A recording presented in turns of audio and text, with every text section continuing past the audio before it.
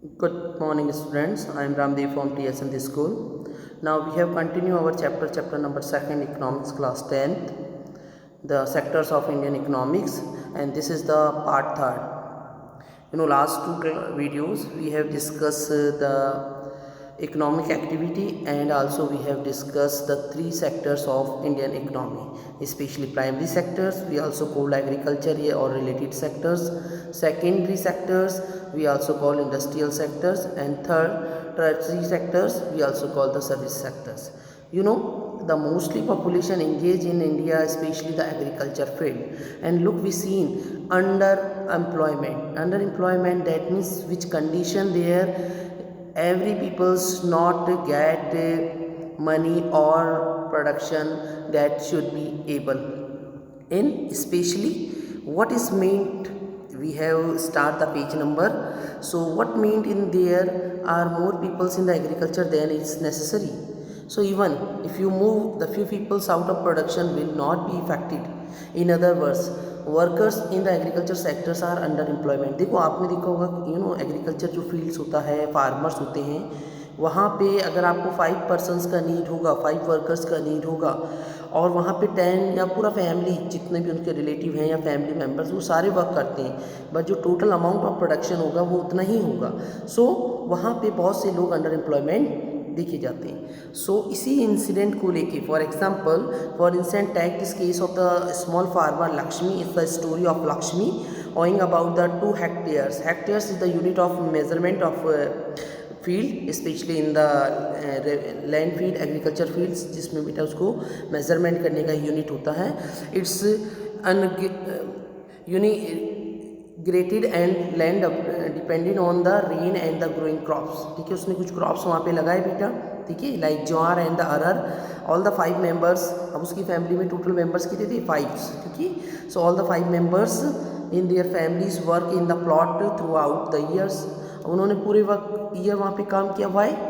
So they have nowhere else to go for the work. You will see the everyone is the working, the none remains ideal but the actual fact. ठीक है, अब देखो actual में क्या हो रहा है बेटा. The labour efforts get divided, each one of doing some work but no one is the fully employed.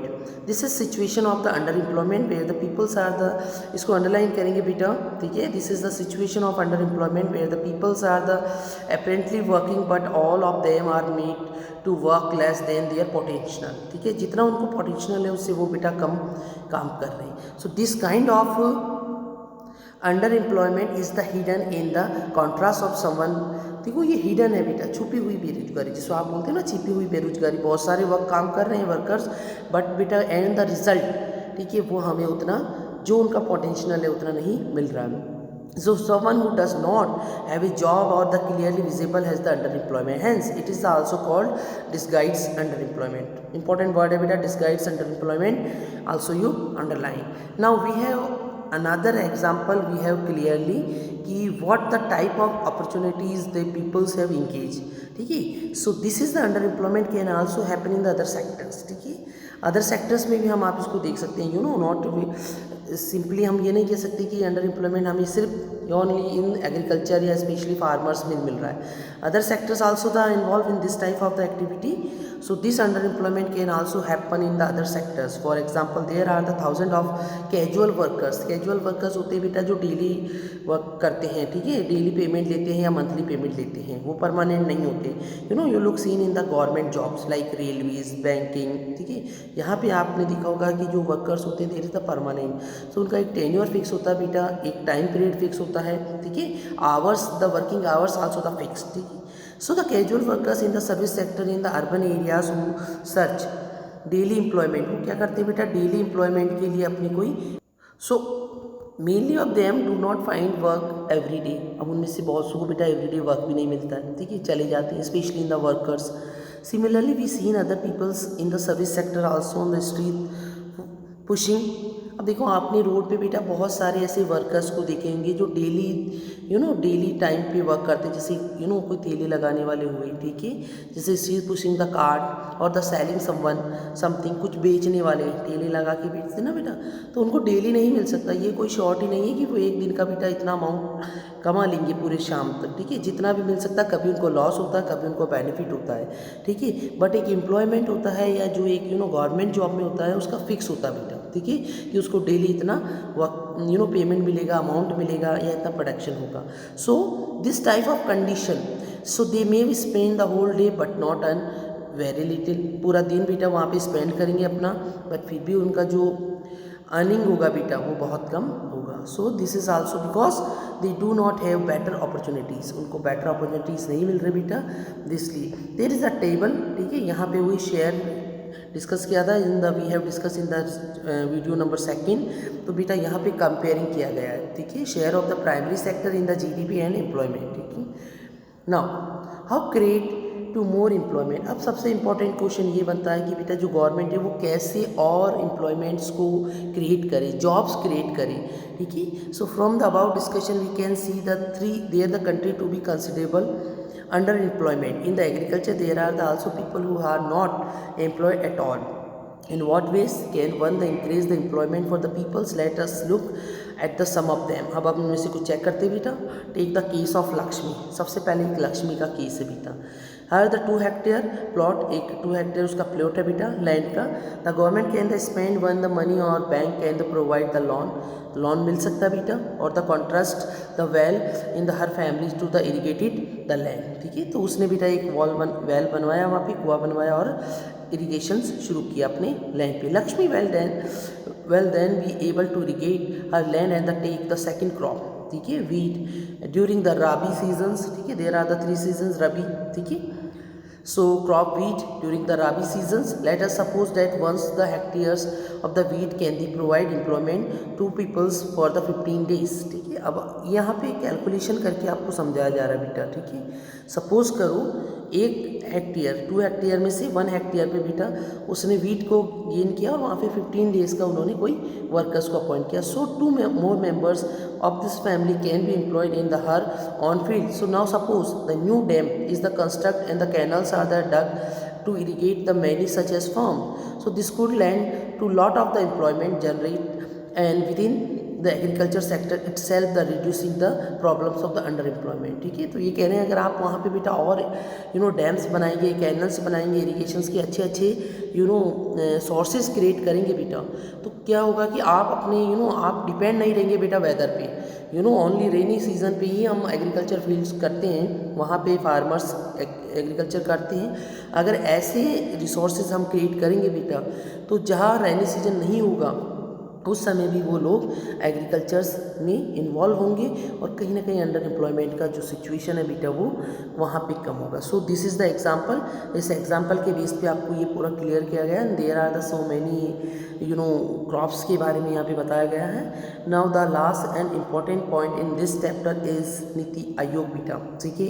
When we got the freedom in 1947, उसके बाद से बेटा कैसे इंडियन इकोनॉमी ने अपने को स्टेबल किया, ठीक है, और हमारा government, state government, central government ने कैसे इसकी और वर्क किया, उसी को बेस बना के यहाँ पे आपको एक्सप्लेन किया गया है। इफ़ दीज द चिल्ड्रन, यहाँ पे एक पिक्चर है बेटा, देयर आर द 2 पिक्चर्स जहाँ पे लेडीज़ हैं, वुमेन्स, वो वर्क कर रहे हैं बेटा, ठीक है। तो यहाँ पे लिख रखा है प्लानिंग कमीशन, ठीक है। प्लानिंग कमीशन 15 मार्च 1950 को सेटअप हुआ था बेटा, बट नाउ इसको चेंज कर दिया गया, इसका name will be the change by the prime minister of Narendra Modi. Now we call the Niti Aayog. Niti Aayog is also name of the planning commission. Statement that the nearby the 20 lakhs job can be created in the education sector alone. वो कह रहे हैं कि education sector में ही बेटा हम 20 lakhs job को create करेंगे। Similarly if we are the improve the health situation we need the many more doctors, nurses, ठीक है। जैसे today's we see in the corona pandemic, तो यहाँ पे बेटा सबसे जो इम्पोर्टेंट हमारे लिए कोई पर्सन रहा, that is the health care system. ठीक है, इससे एक्सपोज हो गया बेटा एवरी कंट्री, जिसका जितना स्ट्रॉन्ग हेल्थ केयर सिस्टम था बेटा उसने इस पेंडेमिक को उतनी ही अच्छी तरह से डील किया। So now we focus on also health care system because हमारा हेल्थ केयर सिस्टम भी इम्प्रूवमेंट होना चाहिए। This are some of ways which can be create the job. तो ऐसे ही बेटा सिचुएशंस होते हैं, गवर्नमेंट्स अपने प्लान्स लाते हैं और इनमें से सबसे इंपॉर्टेंट पॉइंट है आरटी सेक्टर आल्सो बेटा।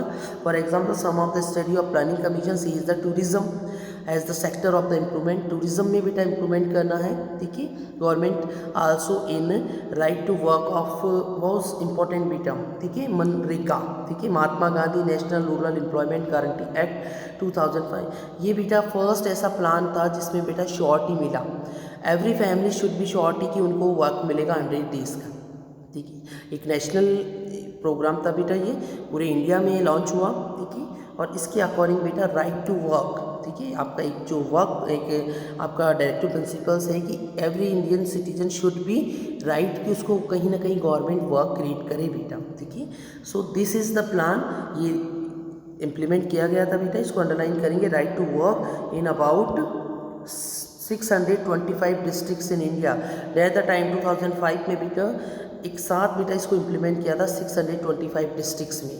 It's also called the Mahatma Gandhi. स्टार्टिंग में इसको नरेगा कहा गया था बेटा, then also the name change of Mahatma Gandhi national rural employment guarantee act 2005।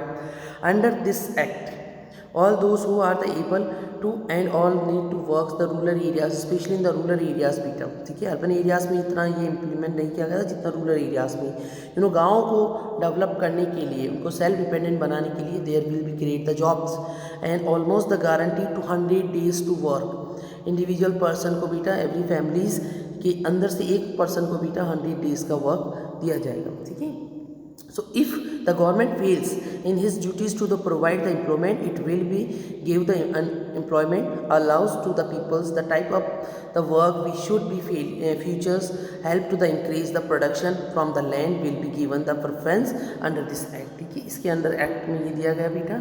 Now to story there is the 2 example, first is the Kanta and second is the Kamal. एक story है बेटा, उसके बेस पे एक्सप्लेन किया गया। Kanta works in the office, तो ये तो बेटा एक अर्बन एरिया का स्टोरी है। ठीक है, ऑफिस में वो वर्क कर रहा है, शी अटेंड हर ऑफिस। ठीक है, अपने ऑफिस में वो वर्क को अटेंड कर रहा है बेटा from 9:30 to 5:30 PM and he get the salary regularly at the end of the every month. ठीक है, उसके एवरी मंथ में एडिशनल सैलरी होता है। She also get the provident fund as per the rules the laid down the government. तो बेटा जैसे जैसे गवर्नमेंट के जो बेनिफिट होते हैं उसको मिल रहे हैं। Now we story of the Kamal. Kamal is the Kanta's neighboring, he is the daily wage laborer in the nearby the crockery shop. Crockery shop पे वर्क कर रहा है बेटा। ठीक है, वहाँ पे उसका कोई फिक्स जॉब नहीं है। ठीक है, वो ऑफिस में कर रहा है, but he goes to the shop at the 7:30 in the morning and the works the till the 8 PM in the evening. He gets no other allowance, उसको वहाँ पे कोई दूसरे अलाउंस नहीं मिल रहे बेटा। जो उसका पेमेंट है मंथली वही उसको मिल रहा है, उसके अलावा उसको कोई दूसरा अनाउंस नहीं मिल रहा है। ठीक है, सो ये दोनों में एक डिफरेंस किया गया है। अब ये डिफरेंस क्यों हो रहा है बेटा? There is the 2 example of organise sector and unorganise sector. ठीक है, इसके बारे में हम डिटेल से एक्सप्लेन करेंगे नेक्स्ट वीडियो में। Thank you for watching this video.